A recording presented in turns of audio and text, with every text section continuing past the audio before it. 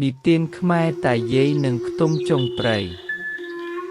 កាលពីយូរលង់ណាស់មកហើយនៅជីភ្នំដាច់ស្រយាលមានតាយាយពីរនាក់រស់នៅក្នុងខ្ទមតូចមួយក្បែរព្រៃក្រាស់តាឈ្មោះតាសុកនិងយាយឈ្មោះយាយមុំពួកគេទាំងពីរមានចិត្តល្អជួយអ្នកដំណើរដែលវង្វេងផ្លូវជានិច្ចអ្នកភូមិតែងនិយាយថានៅពេលយប់មានសំឡេងចម្លែកលាន់ចេញពីព្រៃគ្មានអ្នកណាហ៊ានចូលទៅទីនោះក្រោយថ្ងៃលិចឡើយយប់មួយខ្យល់បក់ខ្លាំងមេឃងឹតហើយភ្លៀងក៏ចាប់ផ្ដើមធ្លាក់រំពេចនោះមានសំឡេងគោះទ្វារខ្ទមតុកតុក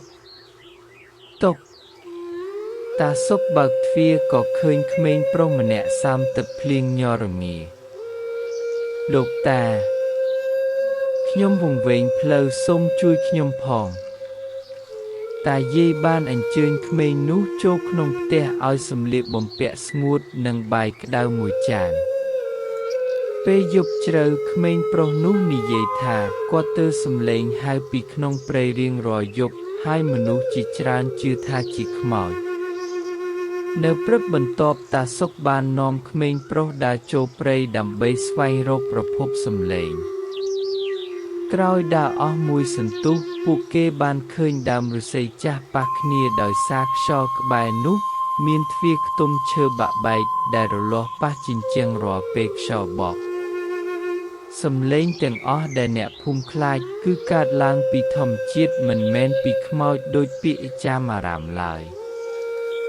តាសុកបាននាំអ្នកភូមិមកជួសជុលផ្លូវកាប់មែកឈើនិងជួសជុលខ្ទមចាស់បន្ទាប់ពីនោះសំឡេងចម្លែកក៏លែងងើទៀតអ្នកភូមិទាំងអស់បានអរគុណតាយាយដែលបានជួយរកការពិតនិងបំបត្តិការភ័យខ្លាចចាប់តាំងពីថ្ងៃនោះមកខ្ទមចុងព្រៃបានក្លាយជាកន្លែងសម្រាកសម្រាប់អ្នកដំណើរហើយតាយាយត្រូវបានគោរពស្រឡាញ់ពីមនុស្សគ្រប់គ្នាគិតបណ្ឌិតកុំប្រញាប់ជឿពាក្យចាមអារាមចូលប្រើប្រាជ្ញានិងស្វែងរកការពិតព្រោះអ្វីដែលគួរឲ្យខ្លាចជាច្រើនអាចមានការពន្យល់ដោយហេតុផល